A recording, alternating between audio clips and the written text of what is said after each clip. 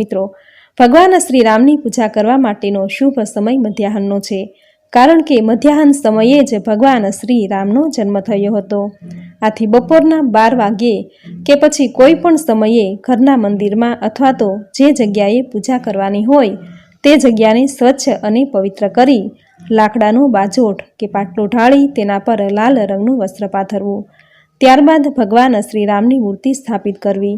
જો મૂર્તિ ન હોય તો ભગવાન શ્રી રામની ફોટો કે છબી સ્થાપિત કરવી.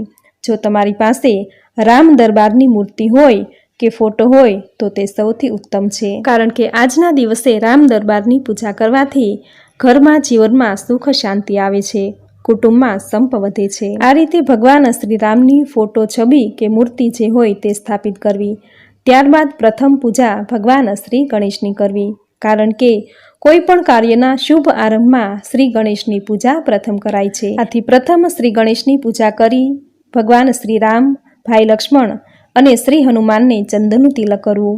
માતા સીતાને લાલ કંકુનું તિલક કરવું, કારણ કે માતા સીતા સૌભાગ્યવતી છે. ત્યારબાદ સુગંધિત પીળા પુષ્પ અર્પણ કરવા. જો તમારી પાસે ભગવાન શ્રી રામની મૂર્તિ કે ફોટો ન હોય તો શ્રી વિષ્ણુના કોઈ પણ અવતારની પૂજા કરી શકાય. શ્રી હરિવિષ્ણુ અથવા તો બાલ ગોપાલની મૂર્તિ જો ઘરમાં હોય તો તેની પૂજા પણ કરી શકાય.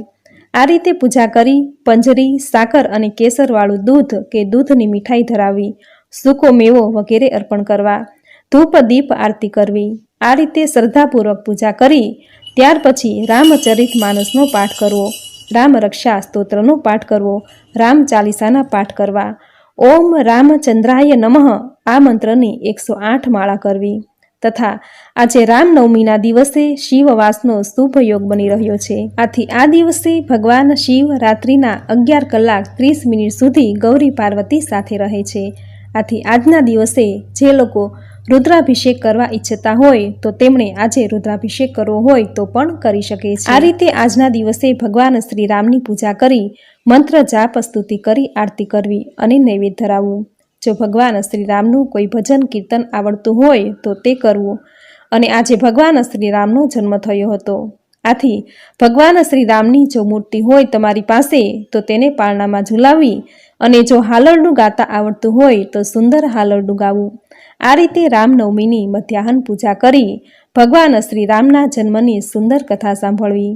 આજે આ કથા સાંભળવાનું મહાત્મ્ય છે. તો મિત્રો, આ હતું રામનવમીની મધ્યાહન પૂજા, આ દિવસનું મહાત્મ્ય. અને હવે સાંભળશું ભગવાન શ્રી રામના જન્મની સુંદર કથા વાર્તા. બોલો મર્યાદા પુરુષોત્તમ ભગવાન શ્રી રામની જય. સૂર્યવંશી રાજા દશરથનું રાજ્ય શાસન સુંદર અને વ્યવસ્થિત ચાલી રહ્યું હતું. પ્રજામાં શાંતિ અને ધર્મ પ્રવર્તમાન થઈ રહ્યો હતો. રાજા દશરથ પોતાની રાણીઓને સંપૂર્ણ પ્રેમ અને સન્માન આપી રહ્યા હતા. પરંતુ રાજાને સંતાન પ્રાપ્તિ થઈ ન હોવાથી રાજા અને રાણીઓને સંતાન પ્રાપ્તિની ઘણી ઝંખના હતી. રાજા દશરથની ઘણી મોટી ઉંમર હોવા છતાં કોઈ સંતાન નહીં થતાં પોતાના રાજ્યના વારસદાર અને વંશવૃદ્ધિના વિચારોમાં ઘણા ખોવાયેલા રહેતા હતા. રાજાએ પુત્ર પ્રાપ્તિ માટે પોતાના ગુરુ વસિષ્ઠને જણાવ્યું. વસિષ્ઠે કહ્યું, હે રાજન, આપે ઘણા હોમ યજ્ઞો, ધર્મ કાર્ય કર્યા છે, લોક કલ્યાણના કાર્યો કર્યા છે, પરંતુ આપને પુત્ર પ્રાપ્તિ માટે પુત્રેષ્ઠી યજ્ઞ કરવો પડશે. રાજાએ ઋષિની વાતનો સ્વીકાર કર્યો અને પુત્રેષ્ઠી યજ્ઞની કાર્યવાહી શરૂ કરી. રાજાએ અનેક ઋષિઓ, બ્રાહ્મણો, પંડિતો, સગા સંબંધીઓ, મિત્ર, રાજાઓને વગેરેને આમંત્રણ પાઠવ્યા. વસિષ્ઠ ઋષિએ યજ્ઞના મુખ્ય આચાર્ય પદ ઉપર શૃંગી ઋષિને નિયુક્ત કર્યા. યજ્ઞનું શુભ મુહૂર્ત જોઈ યજ્ઞનો આરંભ કર્યો. રાજાએ અને રાણીઓએ ખૂબ ઉત્સાહ તથા આનંદથી યજ્ઞનો વિધિ કરી અધર્ય આપ્યો. યજ્ઞની સમાપ્તિ થતાં યજ્ઞકુંડમાંથી યજ્ઞદેવ પ્રગટ થયા અને શૃંગી ઋષિને હવિષ્યાની ખીર આપી અંતર્ધ્યાન થઈ ગયા. શૃંગી ઋષિએ આ હવિષ્યમાન રાજાને આપી અને કહ્યું, આ હવિષ્યમાન ખીર આપની પત્નીઓને વહેંચી આપો, જેથી તેઓ સુંદર પુત્ર રત્નનો ગર્ભ ધારણ કરશે. રાજાએ હવિષ્યમાન ખીરનો અડધો ભાગ કૌશલ્યાને આપ્યો અને બીજા અડધા ભાગમાંથી 2 ભાગ પાડી સુમિત્રા અને કૈકેયીને આપ્યો. યજ્ઞનો પ્રસાદ આરોગવા કૌશલ્યા, સુમિત્રા અને કૈકેયી સૂર્યદેવ, અગ્નિદેવ તથા કુળદેવતા કુળદેવીનું ધ્યાન કરી મહેલની અટારીમાં પ્રસાદ આરોગવા બેઠા. આ સમયે ત્યાંથી ગીધ પક્ષી નીકળતા તે પોતાનો ખોરાક સમજી કૈકેયીના હાથમાંથી ખીરના પ્રસાદનો પડ્યો ચાંચમાં લઈ ઉડી ગયો. આથી કૌશલ્યા અને સુમિત્રાએ પોતાના ભાગમાંથી અડધો અડધો ભાગ પાડી કૈકેયીને ખીરનો પ્રસાદ આપ્યો. આમ ત્રણેય સખીઓએ રાણીઓએ યજ્ઞના પ્રસાદને આરોગ્યો, જેથી ત્રણેય રાણીઓ ગર્ભવતી બની. સમય પસાર થતો ગયો. રાણીઓનો હરખનો કોઈ પાર ન હતો. રાજા પણ ઘણા આનંદ ઉત્સાહમાં આવી ગયા હતા. રાણીઓ ગર્ભવતી થતાં રાજા રાણીઓની બહુ સાર સંભાળ રાખતા હતા. રાણીઓના ગર્ભને સારા સંસ્કાર આપવા માટે રાજા રોજ સવાર સાંજ વેદોની ઋચાઓ, શ્લોકો, સ્તુતિઓ રાણીઓને સંભળાવતા હતા. રાણીઓ સર્વજ્ઞાન કંઠસ્થ કરી હૃદયમાં ઉતારી લેતી હતી. દશરથ રાજા પોતાની ત્રણેય રાણીઓને સુંદર પવિત્ર ગર્ભ સંસ્કાર આપવા માટે આત્મજ્ઞાન, બ્રહ્મજ્ઞાન, ત્રિગુણાત્મક શક્તિની શૌર્યયુક્ત ઋચાઓ સંભળાવતા હતા. તેમજ સંસારના સદાચારો, સત્ય વચનો, એક વચન, પિતૃભાવ, માતૃભાવ, પત્નીભાવ, બંધુભાવ, મિત્રભાવ, લોકોભાવ, દેવભાવ, દેવીભાવ, આદર્શ ભાવ, ધર્મભાવ જેવા અનેક સદ્ગુણોના સંસારનું ચિંતન કરતા હતા. આ પ્રમાણે બધી રાણીઓ ગર્ભવતી થઈ ત્યારથી તેઓ સર્વે હૃદયથી પ્રસન્ન થઈ અને તેને મોટું સુખ મળ્યું તેવો ભાવ થવા લાગ્યો. અને ત્યારથી સર્વે પ્રજામાં સુખ, શાંતિ, ધન, ધર્મની રેલમછેલમ થવા લાગી. સમયને જતાં વાર ન લાગી. સુખ આનંદનો સમય જલ્દી પસાર થઈ જાય છે. રાણીઓના ગર્ભની અવધિ પૂરી થઈ ગઈ હતી. યૌન, લગ્ન, ગ્રહ, નક્ષત્ર, વાર, તિથિ સર્વે અનુકૂળ થઈ ગયા. જળ અને ચેતનમાં આનંદ છવાઈ ગયો. અને પવિત્ર ચૈત્ર માસની 9મી તિથિ શુક્લ પક્ષમાં બપોરના 12 વાગ્યાનો સમય હતો. ઠંડી ગરમી સમધાત હતી. શીતળ મંદ સુગંધિત વાયુ લહેરાતો હતો. પર્વતો ઉપર વનરાજી ખીલી ઉઠી હતી. સર્વે નદીઓ અમૃતની ધારા વહેડાવી રહી હતી. પર્વતોના સમૂહો મણિઓની ખાણોથી ઝગમગી રહ્યા હતા. આ સમયે પ્રભુએ માતા કૌશલ્યાના ગર્ભધાનમાંથી છુટકારો મેળવી સૃષ્ટિના પ્રાંગણમાં બાળક રૂપે અવતાર ધારણ કર્યો. પ્રભુના પ્રાગટ્ય સમયે બ્રહ્માજી અને બધા દેવો પોતપોતાના વિમાનો સજાવી પુષ્પો વરસાવા લાગ્યા. નિર્મળ આકાશ દેવતાઓથી ભરાઈ ગયું. આકાશમાં ધમાધમ નગારા વાગવા લાગ્યા. દેવતા દેવીઓ, નાગરાજ, મુનિઓ સ્તુતિ કરવા લાગ્યા અને સર્વે દેવો દીર્ઘાયુના આશીર્વાદ આપવા લાગ્યા. કૌશલ્યાજીની કુખે હિતકારી કૃપાળુ પ્રભુ પ્રગટ થયા. મુનિઓના મનને હરનારા તેમના અદ્ભુત રૂપનો વિચાર કરી માતા આનંદથી છલકાઈ ગયા. નેત્રોને આનંદ આપનારા મેઘ સમાન શ્યામ શરીર હતું. ચારેય ભુજાઓમાં પોતાના ખાસ આયુધો ધારણ કર્યા હતા. દિવ્ય આભૂષણો અને વનમાળા પહેરી હતી. મોટા મોટા નેત્રો હતા. માતા કૌશલ્યા 2 હાથ જોડી પ્રભુને કહેવા લાગ્યા, હે અનંત, હું તમારી કઈ રીતે સ્તુતિ કરું? વેદ અને પુરાણ તમને માયા, ગુણ અને જ્ઞાનથી પર અને પરિમાણ રહિત રહે છે. શ્રુતિઓ સંતજન, દયા અને સુખ સાગરના સર્વે ગુણોના ધામ કહીને જેમનું જ્ઞાન કરે છે તે જ ભક્તો ઉપર પ્રેમ કરનારા લક્ષ્મીપતિ ભગવાન મારા કલ્યાણ માટે પ્રગટ થયા છે.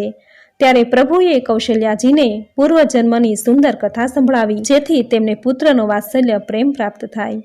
કૌશલ્યાજી પ્રભુની પ્રીતિ વિસરીને તેનામાં પુત્ર વાત્સલ્યનો પ્રેમ ઉદ્ભવિત થયો અને કહ્યું, હે લક્ષ્મીપતિ, આપ આ રૂપ છોડીને અત્યંત બાળ સ્વરૂપ ધરી અને બાળ લીલા કરો, જેથી હું પુત્રને રમાડી શકું, ધાવ આપી શકું.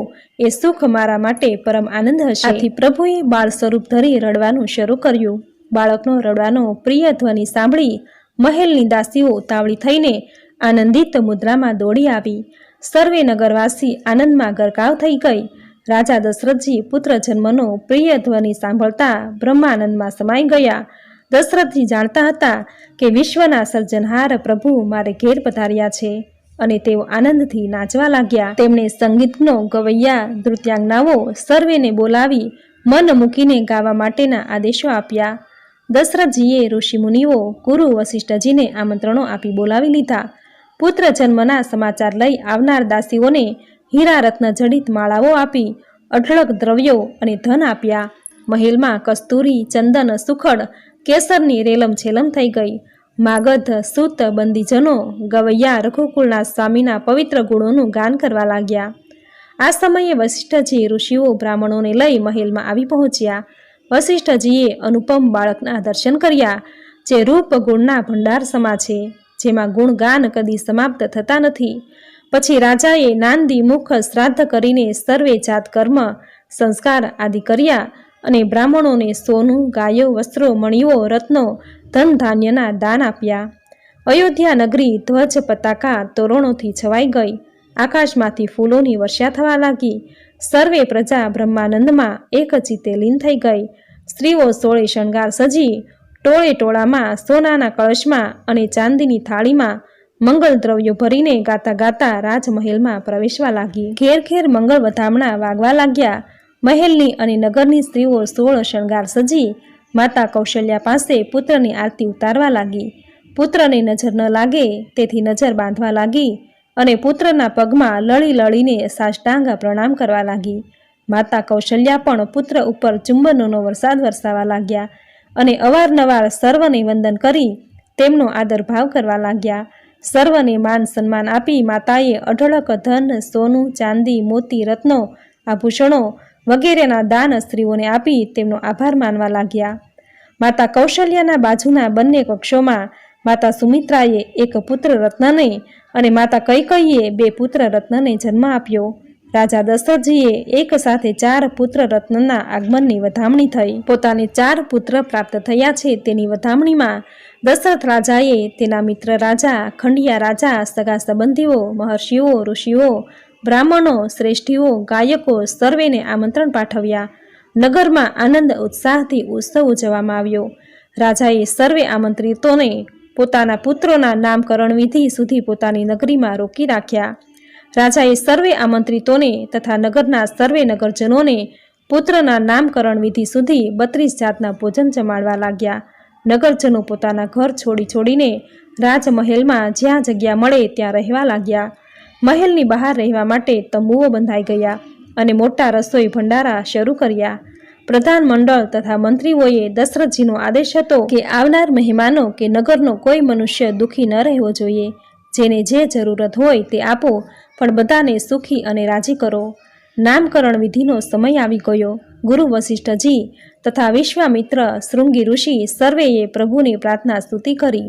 રાજાએ ગુરુ વશિષ્ઠજીને વંદન કરી પુત્રોના નામ પાડવા વિનંતી કરી. ત્યારે વશિષ્ઠજીએ કહ્યું, હે રાજન, આપે પુત્રો માટે જે નામ વિચારી રાખ્યા હોય તે આપના નામ રાખજો, પરંતુ હું મારી બુદ્ધિથી પુત્રના ગુણ પ્રમાણે તેના નામ આપીશ. કારણ કે આપના 4 પુત્ર રત્નો સૂર્યવંશના મહાન કુળ દીપકો છે, જે કુળના વંશના માનવ વંશના મહાન પૂર્ણ પુરુષોત્તમ છે. કૌશલ્યાના પ્રથમ પુત્ર આનંદના સાગર અને સુખના ભંડાર છે, જે આનંદ સિંધુના એક કણથી 3 લોક સુખી થઈ જાય છે. માટે આપના સૌથી મોટા પુત્રનું નામ રામ રાખું છું. સુમિત્રાના બીજા પુત્ર, જે શુભ લક્ષણોના ધામ અને રામજીના પ્રિય છે, આખા જગતના પ્રિય છે, તે પુત્રનું નામ લક્ષ્મણ રાખું છું. કૈકેયીના પ્રથમ પુત્ર, જે સંસારનું ભરણ પોષણ કરે છે અને બંધુભાવના વિશાળ ધોધ સમાન છે, તે પુત્રનું નામ ભરત રાખું છું. જ્યારે બીજા પુત્રના સ્મરણ માત્રથી દુશ્મનનો નાશ થઈ જાય છે, તે પુત્રનું નામ શત્રુઘ્ન રાખું છું. રાજા દશરથજી તથા રાણીઓ, આમંત્રિતો, ઋષિગણો, નગરજનો સર્વે વશિષ્ઠજીએ કરેલ નામ વિધિથી અતિ હર્ષમાં આવી ગયા. દશરથજી મંગલમય વાતાવરણ, મંગલમય પ્રસંગ અને મંગલમય પ્રભુના અવતરણથી અતિ હર્ષમાં આવી ગયા. નામકરણ વિધિના પ્રસંગની પૂર્ણાહુતિ પૂરી થયા પછી સર્વેને ભાવભીની વિદાય આપતી વખતે રાજાએ અશ્વો, હાથીઓ, રથો, રાજાઓની રાણીઓને સોનું, રત્ન, હીરા, આભૂષણો, ઋષિઓને ધન ધાન્યો, ગાયો, અશ્વો, ભૂમિ, બ્રાહ્મણોને ધન ધાન્ય, ભૂમિ તથા અઢળક સંપત્તિ આપી. ગાયકો, નૃત્યાંગનાઓ, દાસીઓને પણ હીરા, મોતી, રત્નો, આભૂષણો, વસ્ત્રો, અઢળક ધન આપી સર્વેને સુખ સંપત્તિથી આનંદ અપાવ્યો. રાજા દશરથે સર્વેને હાથ જોડી ખૂબ ખૂબ આભાર માન્યો. આ પ્રમાણે રામ જન્મની કથા અહીં સંપૂર્ણ થાય છે. બોલો મર્યાદા પુરુષોત્તમ ભગવાન શ્રી રામની. તો મિત્રો, આ હતી ભગવાન શ્રી રામના જન્મની સુંદર કથા. ભગવાન શ્રી રામ એ મર્યાદા પુરુષોત્તમ હતા. તેમનો આ પૃથ્વી પર જન્મનો મુખ્ય ઉદ્દેશ્ય રાવણનો વધ કરી પૃથ્વીને પાપમાંથી મુક્ત કરવાનો હતો અને ધર્મની પુનઃ સ્થાપના કરવાનો હતો. પરંતુ શ્રી રામના રૂપમાં તેણે એવો આદર્શ મૂક્યો કે તેના જીવનની દરેક ઘટના આપણા માટે પ્રેરણા બની ગઈ. જો આપણે તેના જીવનમાં બનેલી કોઈ પણ ઘટનાનું વિશ્લેષણ કરીએ તો આપણને તેમાંથી કંઈક ને કંઈક જરૂર શીખવા મળે છે. ભગવાન શ્રી રામના એક સદા ગુણ જીવનમાં ઉતારવાનો આપણે પ્રયત્ન કરવો જોઈએ. ભગવાન શ્રી રામની માતૃ અને પિતૃ ભક્તિ અલૌકિક છે. તેના જેવી માતૃ અને પિતૃ ભક્તિ જગતમાં બીજે ક્યાંય જોવા નહીં મળે. ભગવાન રામના જીવન ચરિત્રમાં એવો બોધપાઠ મળે છે કે ઈશ્વરની સેવા નહીં કરો તો ભગવાન નારાજ નહીં થાય, પરંતુ માતા પિતાની સેવા ન કરો તો ઈશ્વર જરૂર નારાજ થશે. માતા પિતાના આશીર્વાદ વગર કોઈ સુખી થયું નથી. શાસ્ત્રોમાં તો ત્યાં સુધી લખ્યું છે કે જેના માતા પિતા મરણ પામ્યા હોય તો તેમણે 24 કલાકમાં એક વખત માતા પિતાને યાદ કરીને તેને વંદન કરવા જોઈએ. તેવો બોધપાઠ આપણને ભગવાન શ્રી રામના જીવન ચરિત્રમાંથી મળે છે. મિત્રો, આજના શુભ દિવસે જો કોઈ પૂજા પાઠ ન કરી શકાય તો રામાયણનો પાઠ કરવો જોઈએ. કહેવાય છે કે રામાયણના પાઠ જ્યાં થાય છે ત્યાં ભગવાન શ્રી રામ અને હનુમાનજીનો વાસ રહે છે. તેનાથી ઘરમાં સુખ સમૃદ્ધિ આવે છે અને ધન વૈભવની વૃદ્ધિ થાય છે. આજના દિવસે એક પાત્રમાં શુદ્ધ ગંગાજળ ભરી ભગવાન શ્રી રામનું રક્ષા મંત્ર ઓમ રીમ ક્લીમ રામચંદ્રાય શ્રીમ નમઃ આ મંત્રનો 108 વાર જપ કરવો. ત્યારબાદ તે ગંગાજળનો ઘરના દરેક ખૂણામાં અને છત પર છંટકાવ કરવો. કહેવાય છે કે આમ કરવાથી ઘરનું વાસ્તુ દોષ દૂર થાય છે, ઘરની નકારાત્મક ઉર્જા નાશ પામે છે, ઘરમાં સકારાત્મકતા આવે છે, શુભતા અને મંગલતા આવે છે. તો મિત્રો, આ હતી રામનવમીની પૂજન વિધિ, આજના દિવસે કરવાનો ઉપાય તથા રામ જન્મની સુંદર કથા વાર્તા જે તમે પૂરી શ્રદ્ધાથી સાંભળી, જે સાંભળવી તમને જરૂર ગમી હશે. તો વિડીયોને લાઈક કરી કોમેન્ટમાં જય શ્રી રામ, જય સીતા માતા જરૂર લખજો. ચેનલ પર નવા છો તો ચેનલ સબસ્ક્રાઈબ કરી બાજુમાં બેલ આઇકન પ્રેસ કરી દેજો, જેથી આપણા આવનાર દરેક નવા વિડીયોની નોટિફિકેશન તમને મળતી રહે.